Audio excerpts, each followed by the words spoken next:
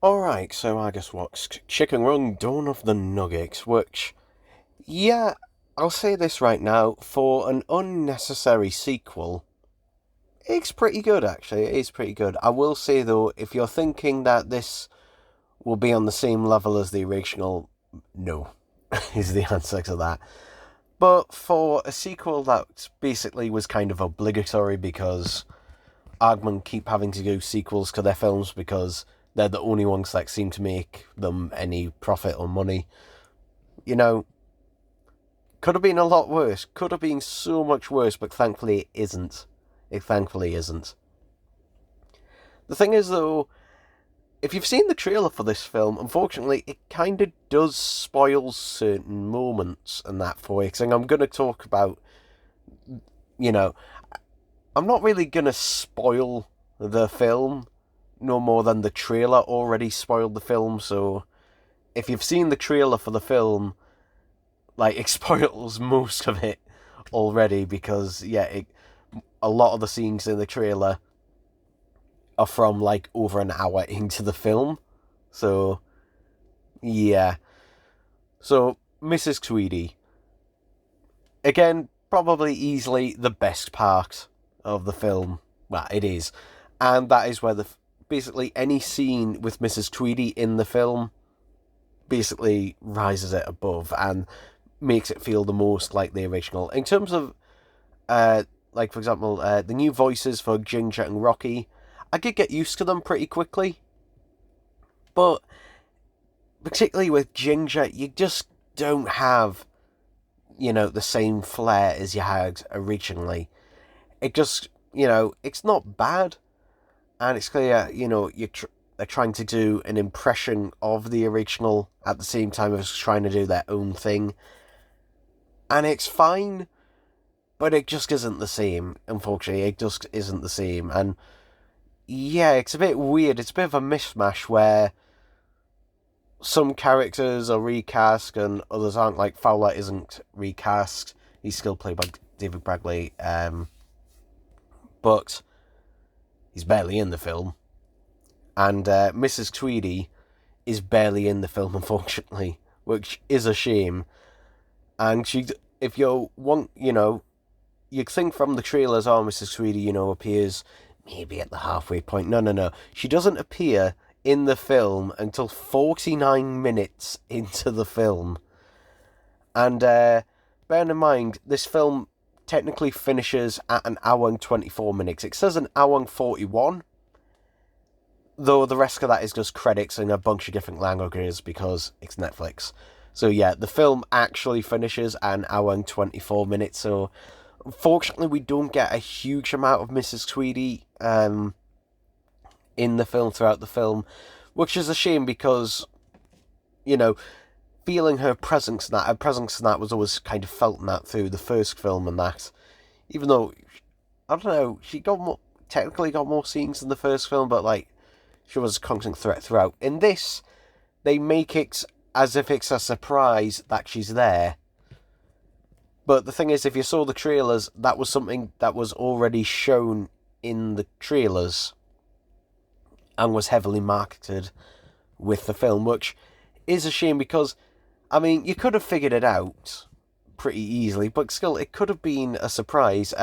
Mr. Tweedy, thankfully or unthankfully, has escaped from Mrs. Tweedy. They've gotten a divorce and that since the first film. In fact, he's never even mentioned in this. It is mentioned though that Mrs. Tweedy has had several husbands, and she has a new one in this film as well, who I guess is trying to be comic relief. To be honest, I will say it just, I don't know what it is with this, but it doesn't quite have the same charm levels like as Aardman usually does.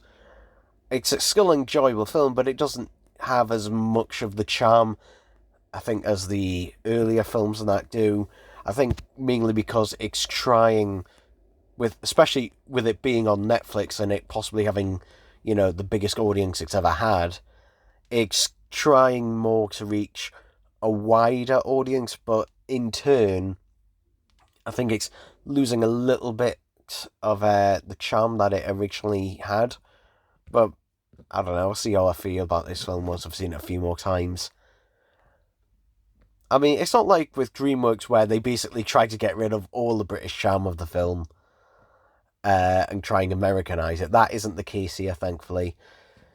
But it does feel like it is just losing a few things. And I will say the plot of this film is predictable throughout. Like, if you've seen the trailer, you know exactly what's going to happen in this film, beat for beat, what is going to happen.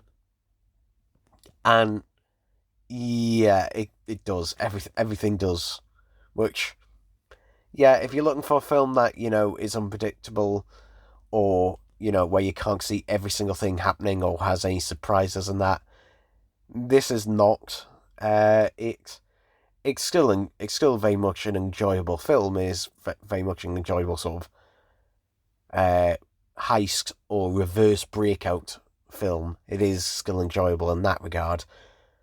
But it kind of does a lot of the tropes and that a lot of types of these films do. For example, the two main characters have a kid.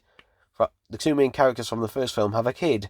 The kid wants to be rebellious and go against the parents who tell them to stay. Like, yeah, it's basically beat for beat that. I will say the one decent thing that happened in this is that when the kid regrets it, when Molly, Ginger and Rocky's daughter regrets, going out, they don't, the parents go, Rocky and Ginger don't just immediately just go, "Oh no, you were right to do that," blah blah blah. No, they actually do say so. Well, you are a lot like your mother and that, but they never, say, "Oh, that's all right," or it was a good thing that she did that. No, it wasn't. It was dangerous and stupid, and she acknowledges it herself. And thankfully, she didn't come across as too annoying. Thankfully. Because, again, with those characters, it is so easily to make them too annoying and also overshadow the main characters from the previous film. Thankfully, that isn't the case with this. I think they balance it pretty well. I mean, basically, Ginger is very much still the main character of the film through this. Rocky doesn't have as much to do in this film, unfortunately. He doesn't have a huge amount. He does have a few key scenes, but yeah, it doesn't have a huge amount to do in this film, so it kind of does offset Rocky a little bit, but thankfully it didn't overset Ginger, where they're basically just there kind of thing. No, they do actually still have an active part in the film, and the film is still more mainly, about them. So, there's that. The one thing about it being on Netflix, which, is not going to bother most people, but it's going to bother me, in that this is most likely not going to get any physical media releases, which is annoying for me and a lot of other people, is because it being on a streaming service, they can basically take it down or change it any time they like, which, yeah, is a concern, which is also why I may or may not have, while I was watching the film, may or may not have downloaded a version of it while I was watching it on Netflix.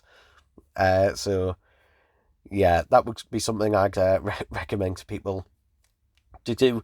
Also interesting, this game seemed to be available in 4K, which is interesting as well, because the previous Aardman films were available in 4K, but this one, for some reason, wasn't in 4K, so, yeah.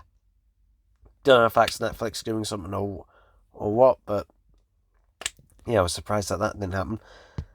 But yeah, again, I don't, this is still an enjoyable film, and thankfully it doesn't ruin the original, because that was something I was also worried about. It would be so easy to do that as well, but thankfully they don't, and it does leave it a little bit open-ended enough for that if they wanted to, they could do a third film if they wanted to. But it does also have the problem of some bits they repeat from the first film beat for beat. in some cases. Like, for example, the final confrontation with Mrs. Tweedy. Like, even Ginger says, bye bye, again.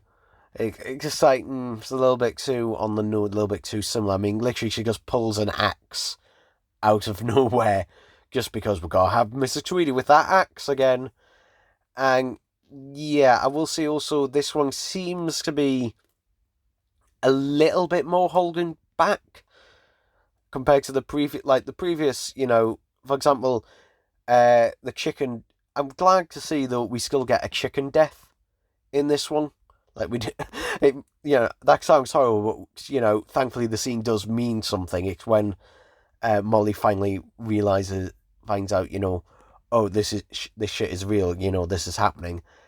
So it's good that they don't shy away from that. But there's other things where it's just like, it could have screamed a bit more into that almost darker sense of humour that Aardman used to have, which seems to be being lost a little bit on this. And also, I'm questioning things like, again, spoiler alerts, but Mrs. Tweedy ends up going into the chicken mixer at the end and actually goes all the way through it and is then covered in breadcrumbs. It's like, yeah, I don't buy that, unfortunately. Like, she comes out without a scrape. Yeah, no.